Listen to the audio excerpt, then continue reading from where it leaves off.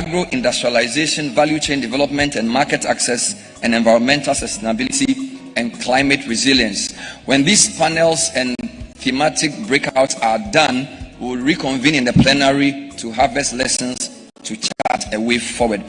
I'd like to acknowledge the Parliamentary Select Committee on Trade, Industry and Tourism, led by their chair, MP for Central Tong, Alexander Roosevelt Hotoji, and his team. Please rise, let's acknowledge you. Thank you, MPs, for being here. If we bring any law, you know what to do, because you were part of the discussion. I'd like to now bring up stage the CEO of the Agri-Impact Group to set the scene and to put in context the work ahead of us. Ladies and gentlemen, help me welcome Mr. Daniel Fahini Akwe. Thank you.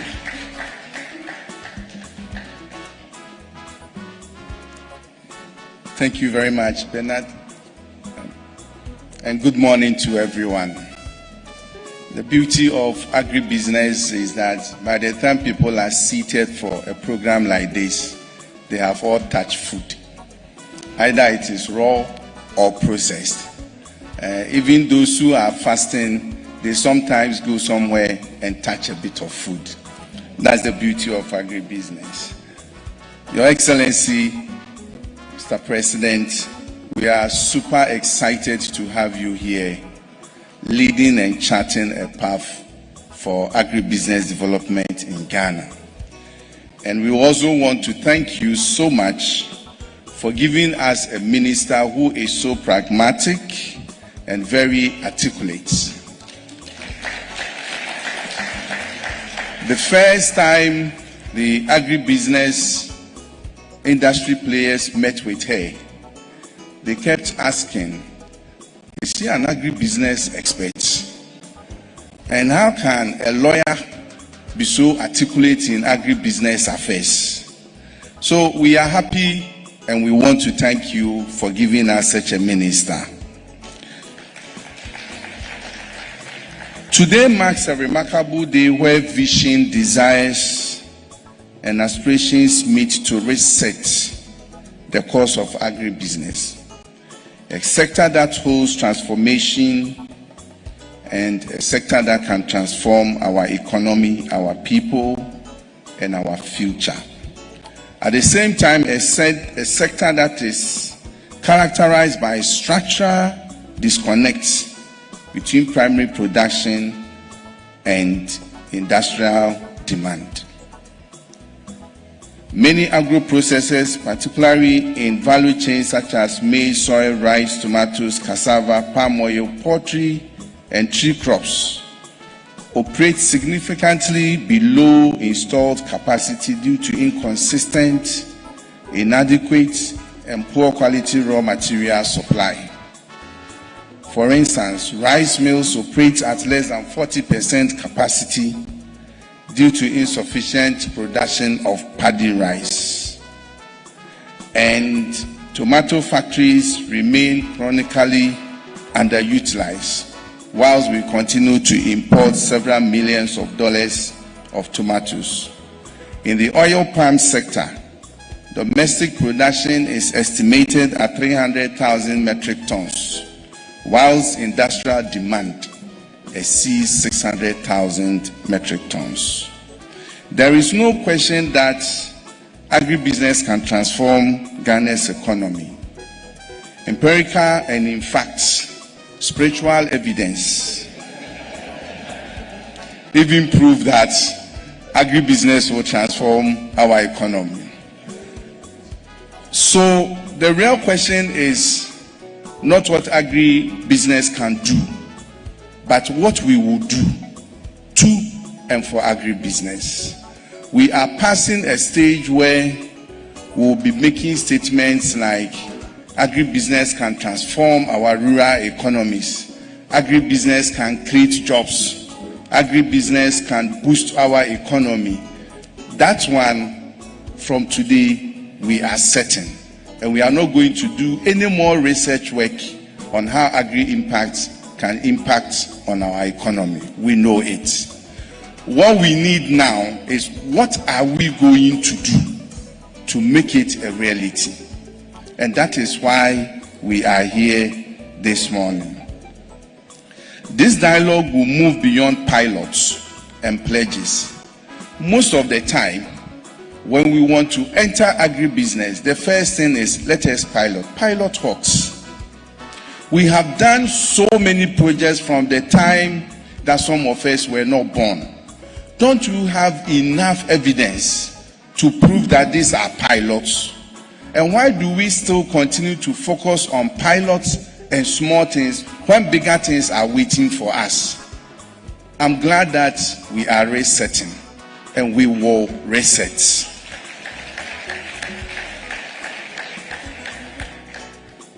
We need to reset, accelerate, and scale.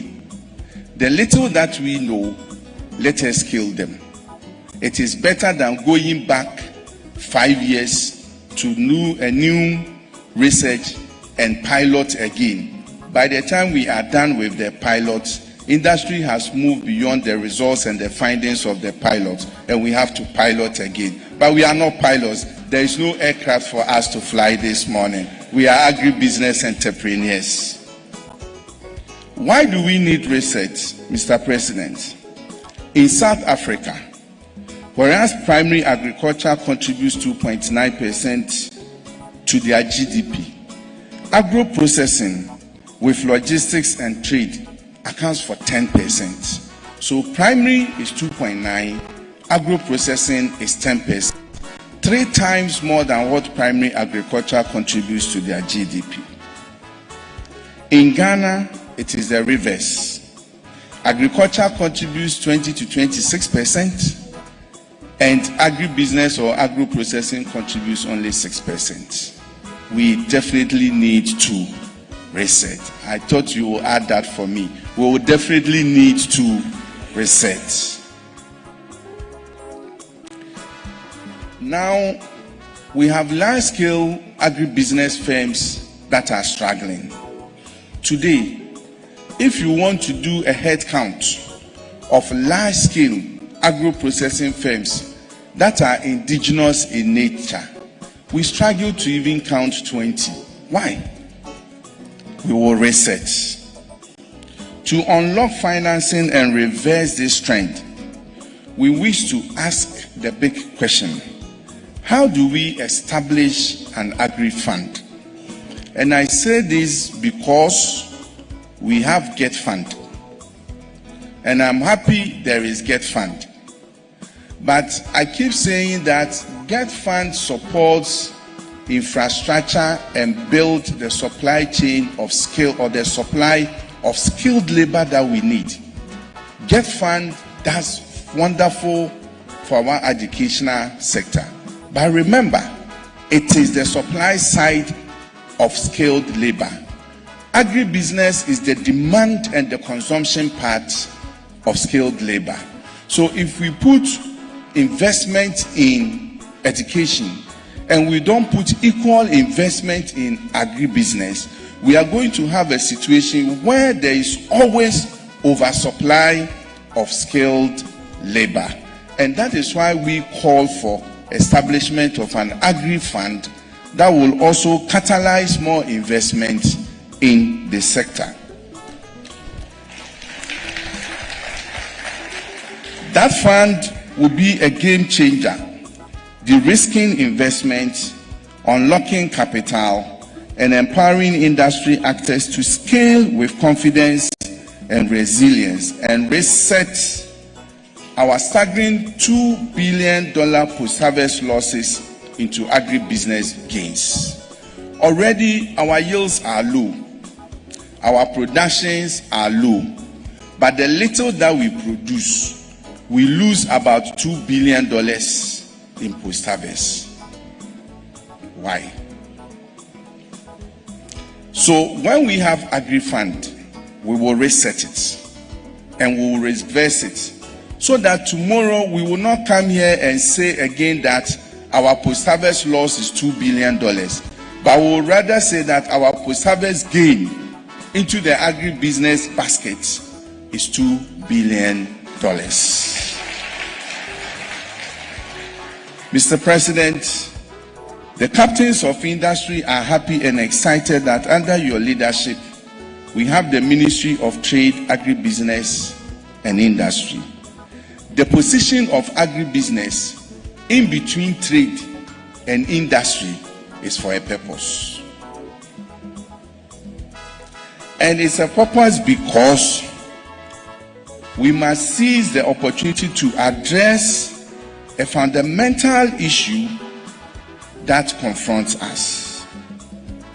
Again, how do we nurture indigenous agro-processing champions with the ambition of transforming some into unicorns with businesses that have turnovers of billions of dollars? It is possible, not the previous one though.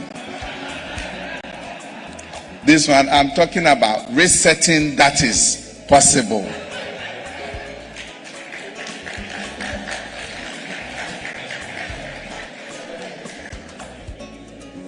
But we know that these champions will not emerge by chance. They can never emerge by chance. They must be intentionally built through smart policies, targeted incentives, and strategic partnerships. With a strong export orientation, they can brand Ghana quality, increase access to global and regional markets, and fully integrate our producers into global value chains. Agribusiness may be local in operation, but must be global in our vision. Ladies and gentlemen, consider this.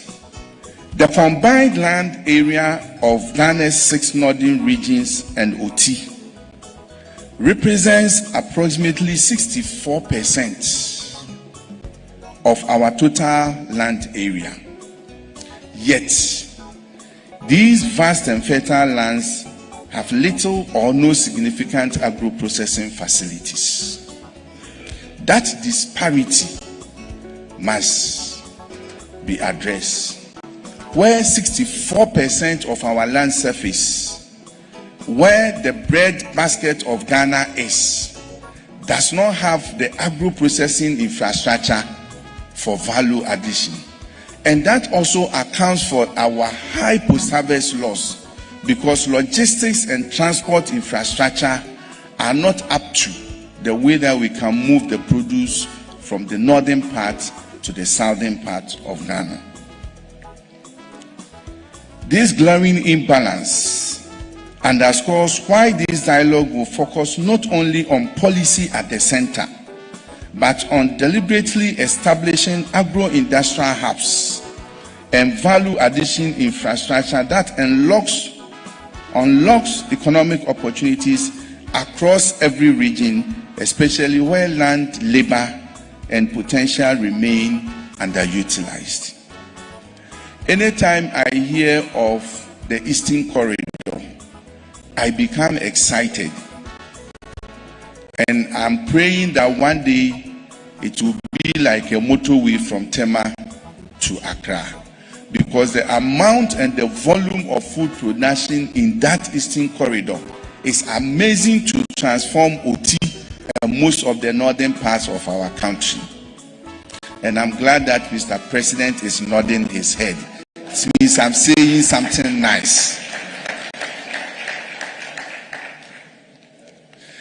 Ladies and gentlemen, SMEs account for 70% of Ghana's GDP. And these 30 to 40% of these SMEs are involved in agribusiness or agri-related activities. Sadly, only 5% of Ghanaian SMEs use Internet of Things in this global world. That has to be reset. The policy dialogue will address how to embed advanced agri-tech innovations from digital platforms to precision farming, climate-smart solutions to data-driven supply chains. Mr. President, let me also take some applause. Last week, the first ever drone innovation and simulation center unit was commissioned at KNUST. And fortunately and graciously, it was named after me.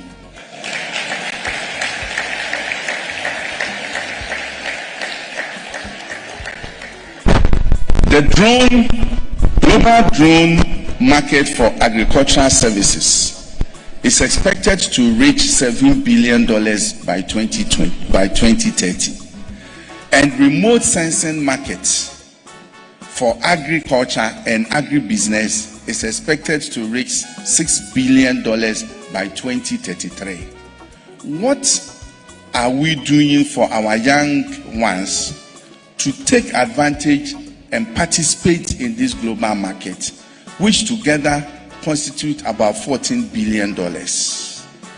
And that is the essence of having a drone innovation and simulation center, where young ones will be trained how to use drones to provide agricultural services, be it small scale or commercial scale farming. The e-learning center of KNUST has completed pilots for us. So we are not going to pilot this anywhere again. We have enough pilots on this. The e-learning center in the last 12 months has trained 1,000 young people under the MasterCard Foundation supported program called HAPPY. And more than 200 of them have been able to establish enterprises using digital tools. So the 1 million coded initiative of Your Excellency is a research agenda that is real. Already the center is there to scale, to accelerate and scale. That is what we want to see. As climate change intensifies and ethical standards around sustainability grows, today's dialogue will also explore environmental and social investment that not only mitigate risk, but also position Ghana as a responsible global player. And finally, and perhaps most importantly, we will deliberate about inclusion. The focus of dialogue must not only create jobs, but create dignified pathways for participation, leadership, and prosperity for youth, women, and persons with disability. With agribusiness, our youth should not become job seekers, but enterprise builders. And I repeat, with agribusiness, our youth should not become job seekers, but enterprise builders. We are resetting. Finally, Mr. President, this dialogue is not a talk shop. It is a strategic turning point, and let us align our actions with existing flagship initiatives, the 24-hour plus economy, agriculture for economic transformation agenda, and the almighty Big Push program to position agribusiness as a national transformation engine. Let us transition from we can do it to we will do it. Again, let us transition from we can do it to we will do it. And last week, in the media, I read that His Excellency the President has gone to Uti, and he was so emphatic that we will establish tertiary institution for Uti region. And I said, oh wow, hallelujah. I wish I could also add, we will establish tertiary institution and agribusiness.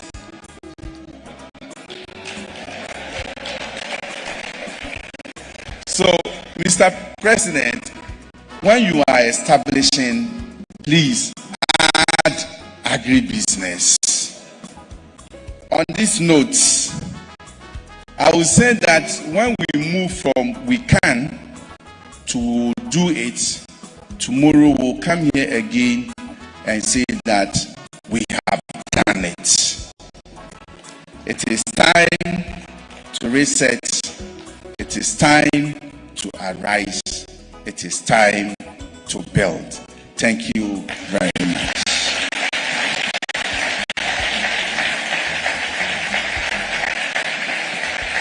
Wow. Daniel Fahini Akui. Wow.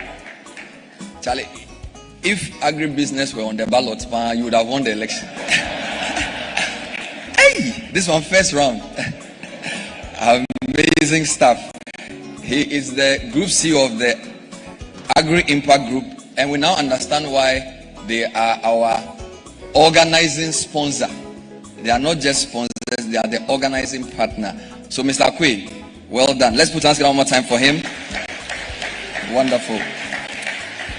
I'd like to acknowledge the Deputy Minister for Food and Agriculture and MP for Ayawaso West Wogon, Honorable John Dumelu, who has just joined us. Thank you for being here and for supporting AgriBusiness so excellently. Now, before we hear from His Excellency, two quick announcements. We have an exhibition in the next room of up to 30 or so agribusinesses, and we encourage all our visitors, particularly the President, to pass through the exhibition on his way out, because these are agribusinesses doing fantastic things in various parts of the country. We would be very encouraged if you can visit their stand, pick a thing or two, take a photo. It will blow up their business. So whoever is guiding the President, please know where to guide him on his way out. It's very important to us. Also, like to acknowledge the thematic area chairs, because for the record, these are the men who will lead the discussions for the 5. So I'll just mention their names. Dr. Foster Boateng, where are you? Let's acknowledge him. Dr. Boateng is leading the policy, regulation, standards, and institutional coordination thematic area. Where are you, Dr. Boateng? All right. He's at the back. Put your hands together for him. It's very important. The agric finance and investment thematic area is led by Mr. Kwesi Kobo. Mr. Kwesi Kobo, we know him. He's a life of service to agric. Youth, innovation, tech, and digital transformation, Joseph Boateng. Round of applause for Mr. Boateng. Thank you. Agro-industrialization, value chain development, and market access, Abraham Safo. Abraham Safo, thank you, sir. Last but not least, environmental sustainability and climate resilience, Richard Anson. Where is he? Thank you, sir. So these are the men who will lead the panels, and there are a whole lot of discussions to happen after the President leaves. Before His Excellency brings us his speech, we'd like to acknowledge Ghana Television, Wezo Television, and Channel 1 Television for bringing us live coverage of this very important dialogue. We want to watch a quick video to set the scene before the President's speech. These are two messages, one from the Mastercard Foundation, who've been supporting us financially, and CSIR, who have provided fantastic technical support. So let's observe those two videos before we hear from our special guest.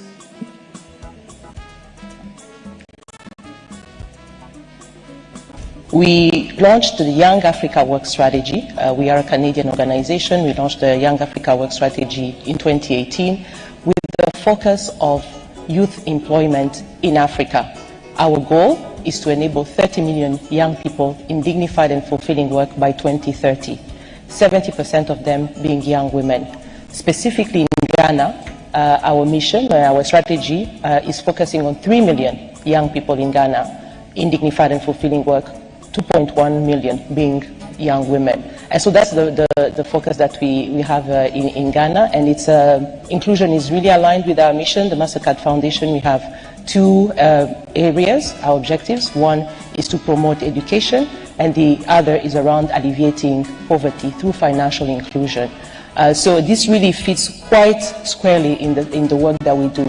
Our focus in Ghana over the last, since we started our work in 2019, has been agriculture. So it's really our focus area. So this fully aligned with our focus for Ghana. And today we have about 20 partners, a bit more, in Ghana, and they range from academics, where we have a partnership we call the NCABOM Collaborative, which brings in together 6 universities in Ghana. It's initiatives like the one that we have, Bridging Agriculture, brings on board 6 banks that are lending at single digits, or ABSA, lending at 10%. And so it's a range of programs that go from training to enabling access to finance, to also aligning with, with government. And I think it's so important to laud again what the Bank of Ghana has done and put inclusion at the center. So our ability to bring all those actors and remembering to put the young people at the core, at the center of our initiative is going to be critical, and that we are committed to continue doing in Ghana and enable 3 million young people in dignified and fulfilling work by 2030. The Council for Scientific and Industrial Research, or CSIR, we are comprised of 13 research institutes, and 8 or 9 of them focus on agriculture. So as far as agribusiness development in Ghana is concerned, we play a very pivotal role. We've been doing that for over 60 years. We have, on our own, we've moved to the 24-hour economy secretariat. We have met with them. We recently wrote to the Minister of Trade and Agribusiness. In fact, there's a letter somewhere on my table where the minister has invited CSIR to come over for discussion as to how we can bring our expertise to bear, not just in crop production, but also in aquaculture production and also animal husbandry. We have one whole institute at Frafraha, the CSIR Animal Research Institute, where we are looking at cattle and small ruminants and other things, and poultry. So we are prepared. We have already moved the step. The minister has responded. So we encourage all Ghanaians, businesses, the commercial production companies, small-scale individuals, they should come, whether for the agriculture-based crops, whether for the fish, whether for the animal, or even for the livelihood, snail, bee, mushroom, grass cutter. We have the expertise and we are open to support this nation.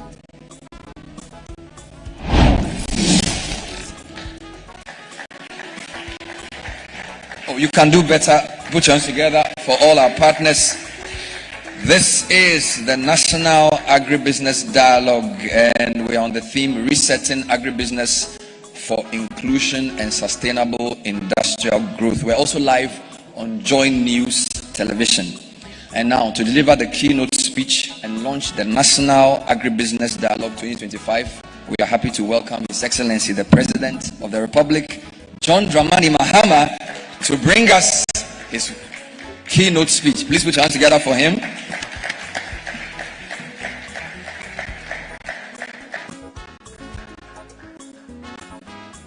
Thank you. Kindly take your seats. Thank you. Thanks, Ben. And thank you for inviting me to be part of this dialogue. It's an invitation I very easily accepted because agric and agribusiness is my passion. I just want to indicate that the Eastern Corridor that you mentioned and are excited about is a very important part of Ghana's road network.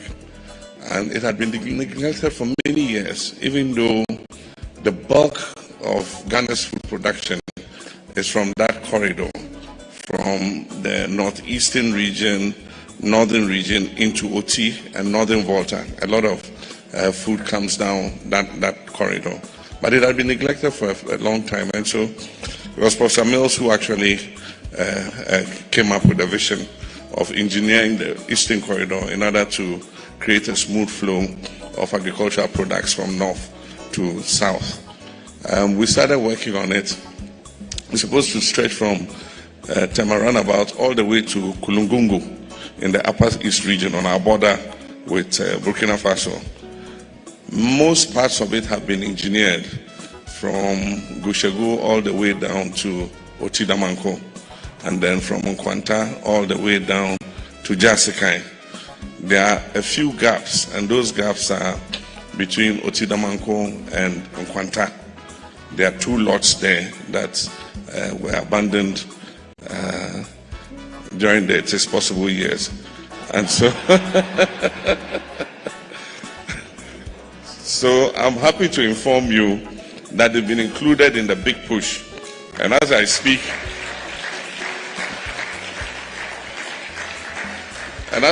procurement is ongoing to get the contractors back to site to finish that segment. The segment between Temaranabout and Asuchari is ongoing. There's a contractor on it. It's supposed to go over a new bridge at a place called Volivo.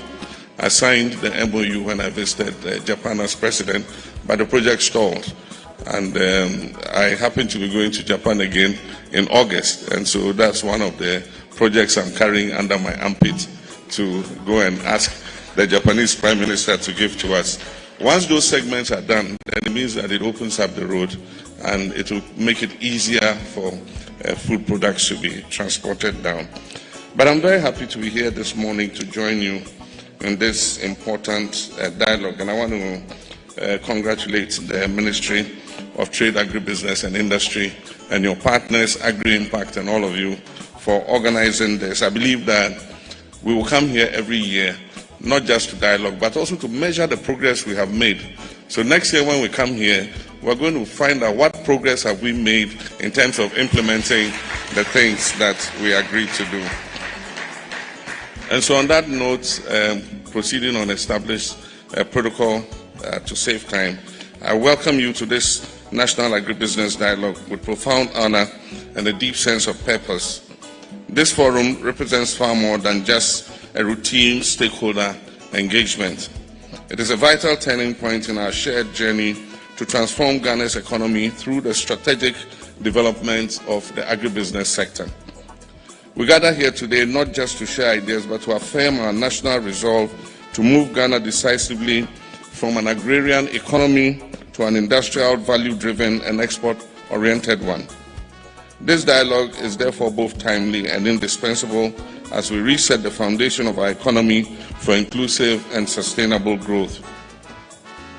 Our commitment to agribusiness is evident in the recent realignment of the Ministry of Trade and Industry to become the Ministry of Trade, Agribusiness and Industry. This was not just a cosmetic change. It was a deliberate policy shift intended to place agribusiness at the heart of our industrial transformation. The inclusion of agribusiness is a strategic reorientation that focuses on value addition and value chain integration, which can radically alter Ghana's economic trajectory. The global agribusiness market, valued at between 3.4 and 3.5 trillion US dollars in 2024, is projected to reach 4.4 trillion to 5.8 trillion US dollars by 2033. And Ghana must be a part of this business. This represents an enormous opportunity for developing nations like Ghana. We have arable land, we have abundant water, and a resilient, youthful workforce. These ingredients position us uniquely to claim a competitive share of the global agribusiness value chain. The theme of today's dialogue, Resetting Agribusiness for Inclusive and Sustainable Industrial Growth, is timely and very relevant. It calls for a bold rethinking of how we cultivate, how we process, how we distribute and export our agricultural products. Many industries remain uncompetitive, struggling to sustain capacity utilization above 30 to 40%. This cannot continue. To reverse this trend, we must significantly improve the supply of quality raw materials by deliberately and systematically developing sustainable local value chains. This is indispensable to achieving full-scale implementation of our 24-hour economy initiative. Our agribusiness strategy must therefore be integrated with industrial policy, logistics and export development in mind, if we are to realize our full national potential. I'm pleased to note that despite inheriting a distressed economy, we have stabilized the macroeconomic environment through prudent and frugal management. This has laid a solid foundation for us to invest in the real economy, particularly in the sphere of agribusiness, where inclusive growth, job creation, and rural development can be achieved at scale. My passion for agribusiness development is rooted in the legacy of Osagyefo Dr. Kwame Nkrumah, Ghana's first president. He envisioned creating agro-industrial zones around the Volta Basin, where agricultural raw materials will be processed both for domestic use and also for export. We must pick up from where he left off with courage and clarity. It is in this spirit that my government is implementing key programs such as the Feed the Industries Initiative, Rapid Industrialization Initiative, and Accelerated Exports Development Program. These initiatives, led by the Ministry of Trade, Agribusiness and Industry, form the foundation of the 24-hour economy policy and are designed to unlock massive potentials across multiple sectors. To ensure the success of our agribusiness strategy, we must ensure the continuous availability of raw materials throughout the year. We are therefore transitioning from single-season agriculture to year-round planting and harvesting, powered by irrigation. Ghana has approximately 227,000 hectares of land that is engineered for irrigation. As I speak, we began constructing new irrigation projects, but also rehabilitating existing ones. This will enable us to produce agricultural raw materials throughout the year to feed our agro industry. And this will also help us with climate adaptability. I have a personal experience. I have a farm in my mother's village. The land was given to me by my uncle. It's about 4,000 hectares, but I've been able to clear only about 600 acres so far. There's still more to do. It's not easy. And so I put the 600 acres under cultivation, and this is my third season. This will be my third season. The first season was okay. The second season, you remember the dry spell? After we planted, the crops were growing beautifully. I mean, the farm was so beautiful. Then rain said it won't fall again. For 10 weeks, not a single drop of rain. Luckily, we had this sprinkler irrigation, and so we deployed it quickly, but it could cover only up to 60% of the farm. So we lost 40% of the produce. So I vowed that rain-fed agriculture me I won't do again.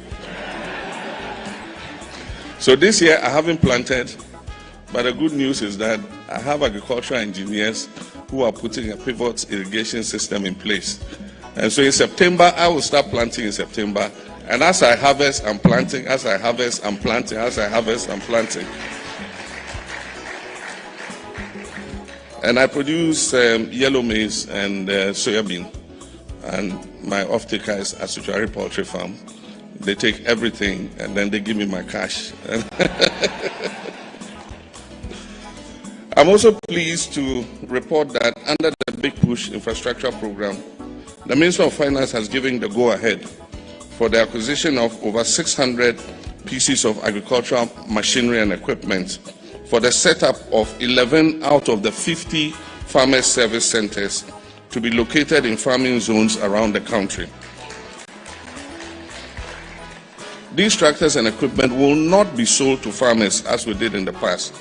They will be stationed at strategic farmers service centers to provide mechanization support to farmers. And so farmers will have to register with the center within their catchment area. And when it's the farming season, if you want mechanization services, you go and they will provide the services to you. What farmers really need is not to own tractors and combine harvesters. What they need is a service of tractors and combine harvesters. And so let the specialized agencies in the private sector who know how to maintain these machines, keep and maintain them, and provide the service to the farmers. Government is also going to give preference to products manufactured in Ghana. And so as I speak, the 24-hour plus secretariat is compiling a comprehensive list of products that are manufactured in Ghana, including agro-processed products. And because government is the biggest spender in the economy, those products will be given priority in case of any procurement by any government agency. Before, it's only when they cannot find a product that is manufactured in Ghana that they will be permitted to buy a foreign product. This should give a good market to agri-business industries. The Feed the Industry program is central to agribusiness vision. It seeks to transform agro-processing industries into sustainable engines of economic growth by securing consistent, high-quality supply chains. Its implementation rests on 4 critical pillars. One is the commercial farmer development and value chain integration, empowering commercial farmers with access to land, finance, technical support, and the linkages to smallholders throughout the grower scheme. The second is post-harvest loss solution centers and processing infrastructure, establishing industrial hubs with aggregation, storage, and processing facilities across key agricultural zones.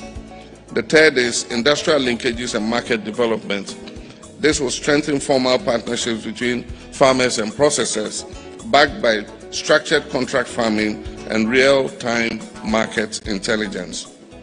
And the fourth will be program management and institutional development that will establish a dedicated program implementation unit within the Ministry of Trade, Agribusiness and Industry with robust monitoring frameworks. We aim to increase industrial capacity utilization from 30 to 40% averagely that it is today to 7 to 80% in targeted factories through these interventions. And this is not merely aspirational, it is achievable. And I hope that when we meet next year, we'll be able to indicate some businesses that we have scaled up to 70 to 80%. The government is adopting a 2-pronged strategy to support this vision by enhancing machinery availability for agro-industrialization. I just talked about that. In the short term, import duties on agro-processing machinery will be waived to lower cost.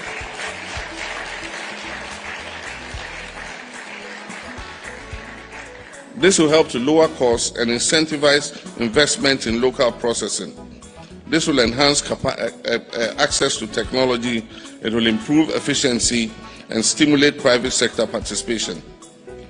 We will retool Ghana's domestic manufacturing, machinery manufacturing sector in the medium to long term, and this involves strengthening the local fabrication of agro-processing machinery through the Gratis Foundation.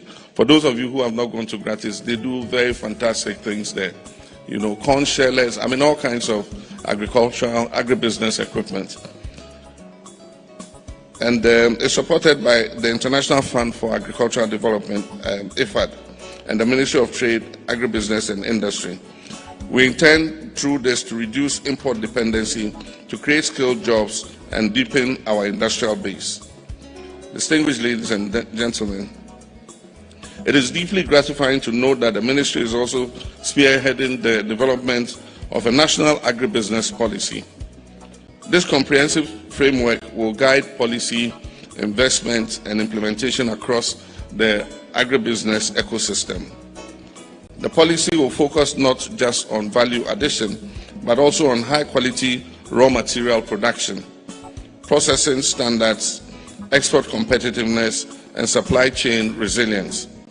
It will ensure that Ghanaian agribusinesses are positioned to compete globally while creating decent and sustainable jobs locally for our people. So today's forum is an essential step in this process. It must generate inclusive perspectives, foster broad-based consensus building, and identify potential policy bottlenecks. But most importantly, it must create a shared ownership amongst all of us on what the way forward is. As we engage in these crucial deliberations, I urge each of us to recognize the vast opportunities that agribusiness offer. not just for the economy, but also for our national identity and our future. Agribusiness is where tradition meets innovation, where farming becomes industry and local potential meets global markets. Let us approach this dialogue with technical insights and the collective will to transform. Let us commit to inclusive growth that leaves no farmer, processor, trader, or youth entrepreneur behind. Together we can reset Ghana's economy. Together we can create decent jobs. We can expand our exports. We can strengthen our food systems and ensure our nation's growth is sustainable and equitable. The National Agribusiness Dialogue is a declaration of intent, but now let us make it a springboard for enduring progress. Let's move from talking to implementation. And I hope that by next year we would have made substantial progress.